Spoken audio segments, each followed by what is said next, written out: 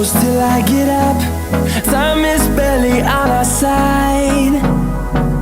I don't wanna waste what's left.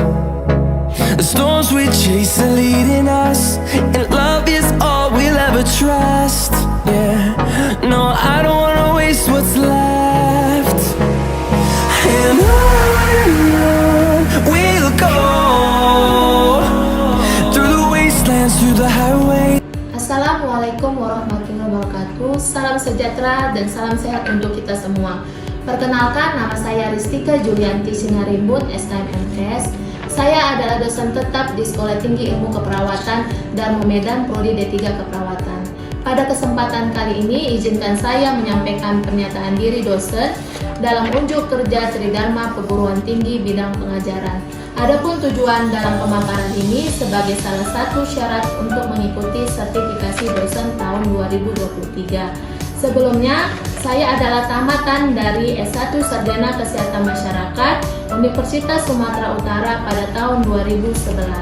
Setelah lulus S1, saya melanjut S2 di program studi Magister Kesehatan Masyarakat di Universitas Sumatera Utara dan lulus pada tahun 2013. Setelah lulus dari Magister Kesehatan Masyarakat, saya bekerja di Sekolah Tinggi Ilmu Kesehatan Darmo Medan, Prodi D3 Keperawatan. Saat ini, saya mengajar mata kuliah Antropologi Kesehatan dengan bobot pengajaran 2 SKS. Mata kuliah ini adalah mata kuliah humaniora dengan kode mata kuliah APD C203. Adapun metode pembelajaran yang saya gunakan yaitu DAI, yaitu delivery. Delivery memproses penyampaian materi dengan baik kepada mahasiswa agar mudah dipahami. Interaksi antara dosen dengan mahasiswa ataupun interaksi antara mahasiswa dengan mahasiswa lain ya berupa diskusi. Assessment, pemberian tugas yang diberikan kepada mahasiswa dan evaluasi untuk mengukur tingkat pemahaman mahasiswa dalam menerima materi pembelajaran yang disampaikan. Adapun strategi proses pembelajaran saya yaitu student centered learning dengan menggunakan sistem metode small group discussion ya, di mana saya membuat kelompok kecil terdiri dari 3-4 mahasiswa untuk membahas satu topik yang akan dibahas oleh mahasiswa tersebut dan dibuat dalam makalah kelompok. Deskripsi mata kuliah Antropologi Kesehatan ini membahas tentang teori dan konsep manusia dan sosial budaya masyarakat dan keluarga sebagai subsistem dalam sosial budaya masyarakat, aturan atau norma dalam masyarakat, nilai dalam masyarakat Indonesia, kepercayaan atau agama sebagai kekuatan dalam kehidupan bermasyarakat, serta penerapannya di masyarakat. Dalam penilaian untuk pembelajaran mata kuliah Antropologi Kesehatan ini, saya menggunakan penilaian yaitu sikap 5%, tugas 5%, seminar 5%, makalah 20%, UTS 25%, dan UAS 40%.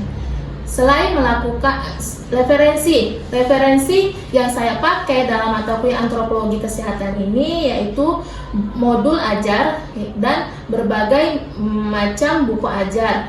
Salah satunya dari Asriwati 2018 mengenai antropologi kesehatan dalam keperawatan. Dan saya juga memakai jurnal publikasi artikel ilmiah saya yang saya integrasikan di dalam mata kuliah Antropologi Kesehatan. Selain itu juga saya membuat RPS. RPS itu adalah rencana pembelajaran semester yang saya berikan kepada mahasiswa di awal pembelajaran dan itu saya lakukan sampai pertemuan ke-16. Selain Tridharma dalam pengajaran, saya juga melakukan Tridharma di bidang penelitian. Adapun penelitian yang saya lakukan dan fenomenal pada tahun 2021 dengan judul The Influence of Social Demograph and FP Service on Post Participation in FP in Kutaraja Area Banda Aceh City Years 2021. Penelitian ini sudah saya publikasi di EduHelp dengan Sinta 5 dan penelitian ini juga sudah saya hakikan dengan nomor haki 000511773. Selain Tridharma pengajaran dan penelitian, saya juga melakukan Tridharma di bidang pengabdian masyarakat, di mana saya mengembangkan hasil penelitian saya dan artikel ilmiah saya tadi di dalam pengabdian masyarakat saya di daerah binaan kampus Sekolah Tinggi Ilmu Kesehatan Darmo Medan. Terima kasih atas pemaparan saya mengenai deskripsi diri saya dan deskripsi mata kuliah yang saya bawakan, dan saya lanjut ke proses pembelajaran saya di ruang kelas. Saya tutup dengan Assalamualaikum warahmatullahi wabarakatuh. Selamat siang untuk kita semua. Assalamualaikum warahmatullahi wabarakatuh. Sehat untuk kita semua. Pada siang hari ini saya akan membawakan mata kuliah mengenai antropologi kesehatan pada pertemuan ke-13. Sebelumnya, siapa yang masih ingat di pertemuan kita sebelumnya mengenai apa yang dibahas di pertemuan kita yang ke-12? Ayo, Bulan. Pertemuan ke-12 membahas ciri-ciri sosial dan masyarakat dalam perilaku. Oke, terima kasih Bulan. Beri tepuk tangan kepada teman kita.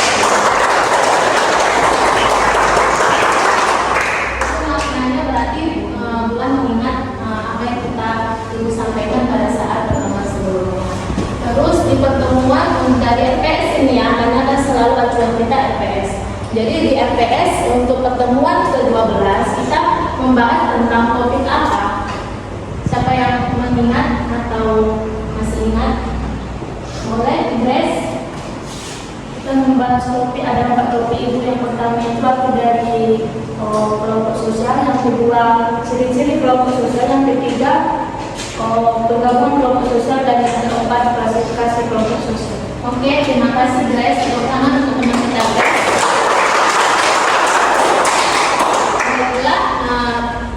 Untuk pertemuan hari ini kita akan membahas mengenai ini RPS saya tampilkan untuk mengingat atau mereview kepada kita semua. Untuk pertemuan 13 ini kita akan membahas mengenai untuk norma dalam kehidupan masyarakat. Ya. Norma itu seperti aturan, yang kita balik ke sini. Ya. Jadi ini norma bermasyarakat. Ya. Jadi bagaimana itu norma dalam bermasyarakat? Ya, ketika tidak sesuai dengan norma, maka akan terjadi masalah sosial yang dihadapi di dalam masyarakat. Ya, ke sini. Jadi ketika dalam mata kuliah ini kita mengharapkan bagaimana mahasiswa itu mampu memahami norma dalam kehidupan masyarakat. Karena nanti kan ini kita akan ke lapangan dalam hal PBL, kita akan menghadapi masyarakat di dunia nyata ya, di dalam masyarakat nantinya ya, terutama dalam hal kesehatan. Dan itu nanti peran kita juga bagaimana kita menahan norma itu dan masalah kesehatan dan kaitannya dengan budaya ya, dengan masyarakat. Jadi dalam kajian mata kuliah ini yang topik mengenai norma ini ya, itu berkaitan dengan apa? Aturan dan norma dalam kehidupan masyarakat. Ya, bagaimana arti dari norma menurut para ahli, fungsi norma dalam masyarakat, ciri khas norma, ya, macam-macam norma dalam kehidupan masyarakat, dan bentuk klasifikasi norma dalam kehidupan. Ya. Jadi ada timbul gejala di dalam masyarakat ketika tidak sesuai dengan norma atau aturan. Norma itu sama dengan aturan. Jadi ketika tidak sesuai dengan norma atau aturan, maka akan timbul gejala yang tidak normal, ya, abnormal namanya. Gejala dalam patologis ya, yang merupakan gejala yang tidak dikehendaki. Tidak dikehendaki siapa? Masyarakat itu sendiri, ya, tidak dikehendaki oleh masyarakat itu sendiri. Ada unsur-unsur dalam masyarakat itu yang tidak berjalan dengan semestinya, ya, sehingga menyebabkan apa? Kekecewaan, penderitaan, ya. Terus terjadilah masalah-masalah sosial, ya. Jadi tengok batasan dalam hal masalah masyarakat ini dan masalah sosial itu apa? Ya, ada namanya masalah masyarakat atau social problem. Ya, hampir sama kalau dalam hal bahasa Inggrisnya, tapi itu menyangkut analisis terhadap gejala kehidupan masyarakat. Ya, itu. Kalau masalah sosial apa? Dia memiliki tentang gejala yang abnormal tadi. Dalam hal akan memperbaiki untuk menghilangkan bagaimana menghilangkan seperti kejahatan, adanya konflik ras. Tahu ya, konflik antar suku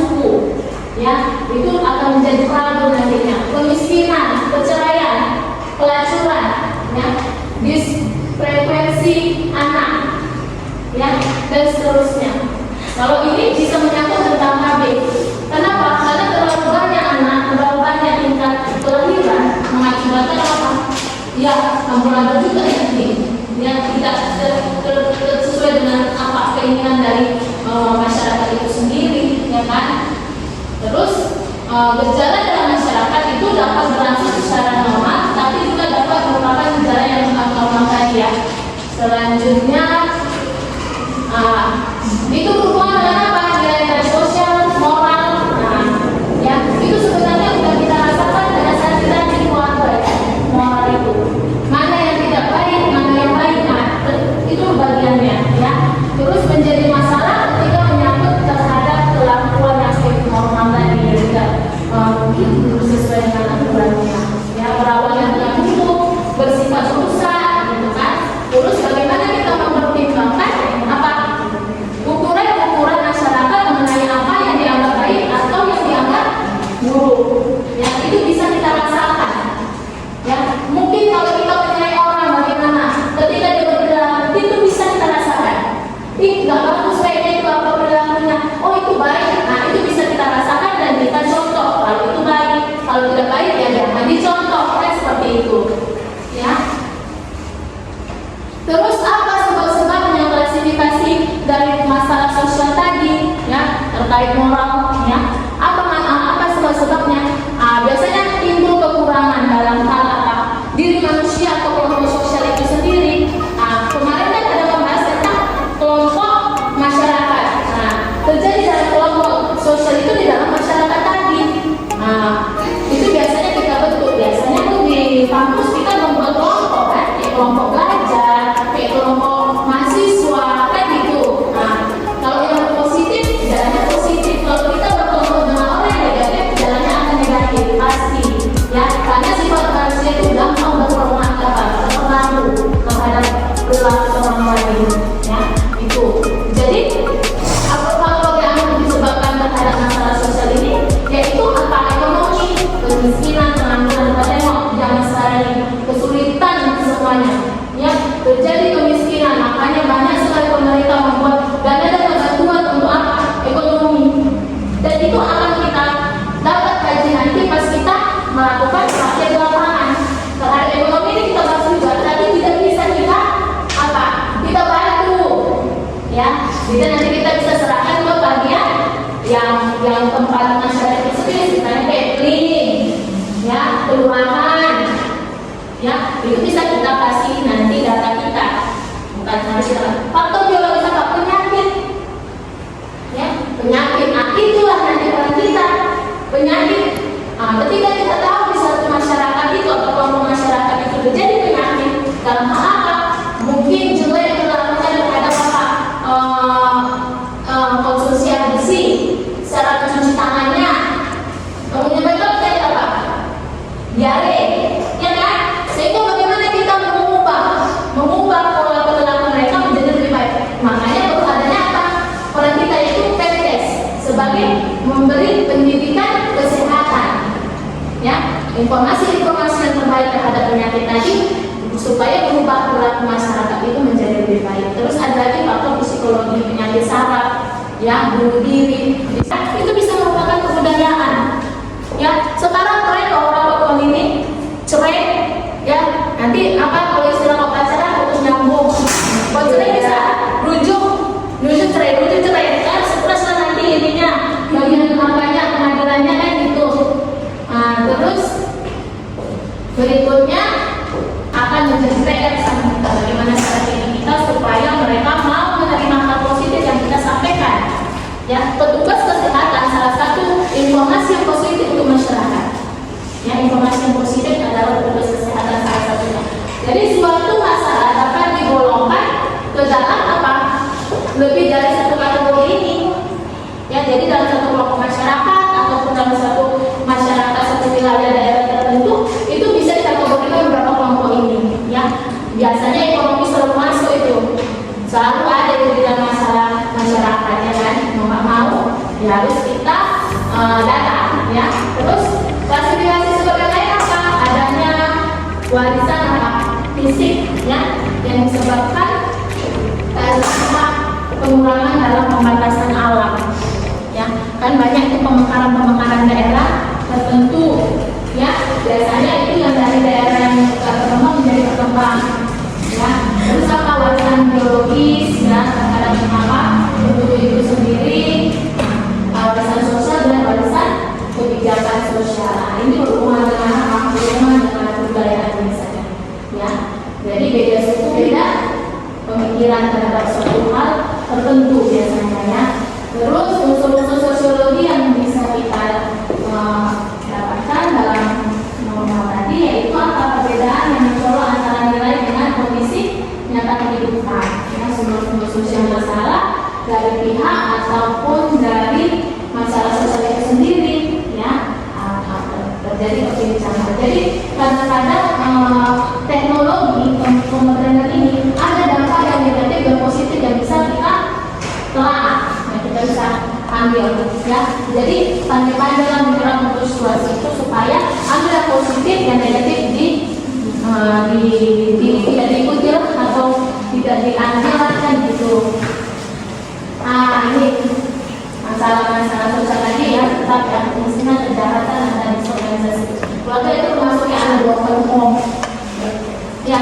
ya kan sering sekali kalau udah terjadi tingkat pernikahan yang makin cepat biasanya risiko untuk perceraian semakin tinggi. Terjadi apa masalah pada anak, bukan masalah dalam keluarga itu sendiri lagi. Kalau udah bisa ya bisa aja ya gitu. Sekarang ini waktu pas dia berkeluarga ada tak anaknya itu bakalan bagaimana? Tidak akan bisa, psikologinya tidak terbangun pada pasti. Makanya ada istilah apa? Broken home, anak broken home. Nah, itu balik lagi ke bagaimana dia menempatkan situasi kondisi dia di keluarga ataupun di pertemanan dia. Positif nggak? Kalau positif lah anak itu nantinya. Tapi kalau negatif ya udah rusak. Udahlah dia berkontrol, ditambah lagi apa pergaulan tidak sehat, ya terjadilah semua macam-macam. Ya, nah itu tadi kalau perempuan ya hamil lagi cepat-cepat. Itu berarti kan? Jadi lah kan? Nah, terus kalau kita dapat informasi atau budaya asli yang memakai baju bikin seksi-seksi, makan dada, cantik sekali, cantik tapi urusan nanti sama dirinya sendiri sama orang lain juga kan gitu. Nah, terus ada peperangan, itu biasanya berdampak peperangan terhadap masalah sosial. Terus pelanggaran terhadap norma tadi terkait dengan apa pelacuran, ya. Terus kadang-kadang eksploitasi anak. Ya, jangan salah anak-anaknya dalam hal apa? Bermain, ya, bersama teman, ya, kebahagiaan dalam bermain itu tidak ada karena apa? Sudah ada jadwal-jadwal tertentu untuk dia mencari uang, gitu kan? Jadi masalah kedudukan yang tadi ya, masalah apa? Kalau tidak ada KB, ya pelajaran ini. Tapi kalau sekarang memang zamannya sudah mulai normal dalam arti kata 2 sampai 3 anak. Ya, tapi kalau bawahnya belum ada yang jatah masa kedua. Ya, tapi nggak ada lagi istilah banyak anak banyak rezeki, banyak anak banyak gaya ada di sana. Oh dulu kita wawancara di masyarakat banyak anak bu banyak rezeki ada yang kan? Banyak anak banyak bukan hidup banyak uang hidupan habis bu katanya gitu kan. Udah mulai berlari konsepnya bagus. Berarti jalan dari KKBN programnya bagus ya terrealisasi dengan baik. Terus masalah lingkungan itu ya termasuk itu pencemaran lingkungan yang bisa saya datang nanti ke rumah penduduk ataupun di masyarakat bagaimana air bersih. Biasanya lingkungan berkaitan udara. Kita lanjut lagi ya sedikit lagi penjelasan lainnya yaitu mengenai ini terkait sosiologi menurut Kumar ya, yaitu manusia adalah makhluk yang mampu menciptakan dan menggunakan simbol ya, simbol-simbol terus menggunakan simbol untuk saling berkomunikasi. Punya simbol nggak komunikasi sama kawan? Ada. Oh jadi kode-kode alam lah gitu ya, yang mana gengin tertentu yang paham gitu. Oh boleh ya. Kalau yang selama yang positif nggak apa-apa ya. Jangan pakai kode yang negatif, misalnya tunjuk-tunjuk kemana, rupanya kok kamu di sana. Oh udah tahu tempat katanya kan, tempat untuk lompatnya ya. Oh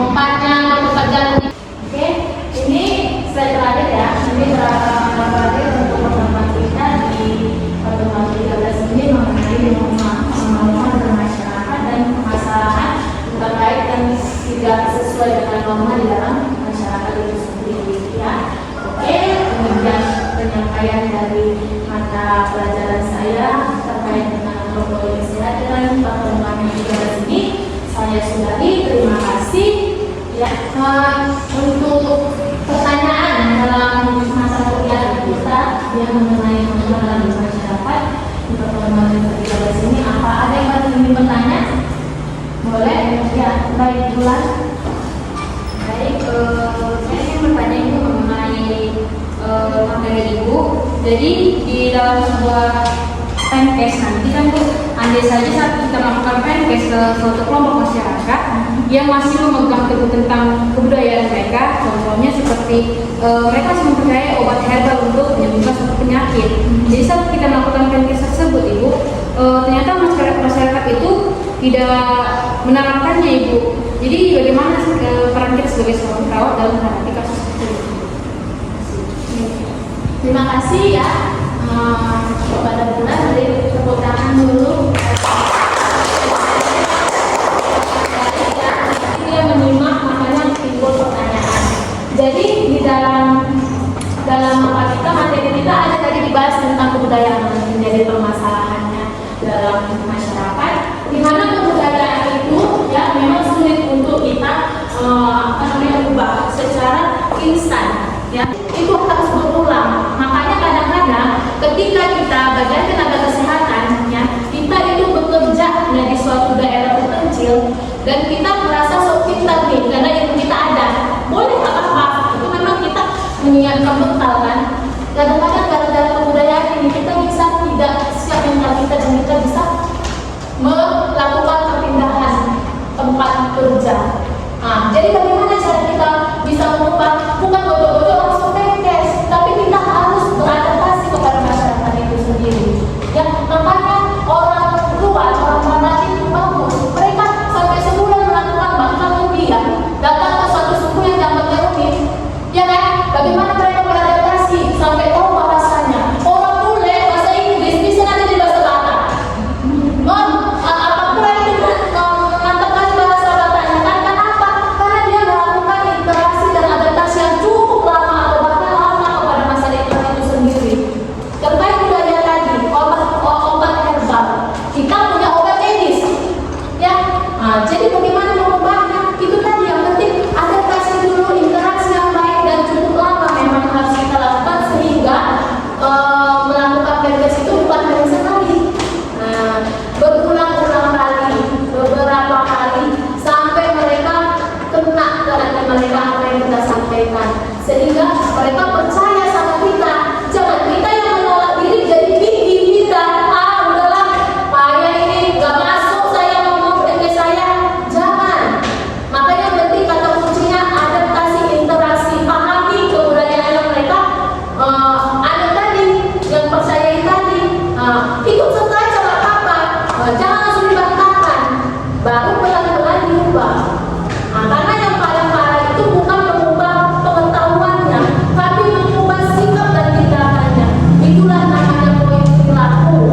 Ada 3 yang harus kita lakukan: pengetahuan, sikap, dan tindakan. Jadi tindakan apalagi, sikap apalagi sampai tindakan, itu yang paling penting. Paham? Ya. Jadi itu kata kuncinya, interaksi, adaptasi. Baru lakukan penkes berulang-ulang sehingga mereka lebih tenaga mereka untuk melakukan perubahan dan mengubah perilaku dari obat herbal tadi menjadi obat yang mau kita berikan secara modern. Baik, oke, terima kasih ya. Saya tutup ya dengan absensi pada pertemuan hari ini ya. Jadi ada absensinya, saya bacakan dulu ya. Untuk hari ini kasih Dokas, Cinta, Grace, Bulan, Dea, Jernih, Tika Mila, Mei, Nini. Demikianlah video pengajaran saya pada hari ini. Cukup sekian, terima kasih. Assalamualaikum warahmatullahi wabarakatuh.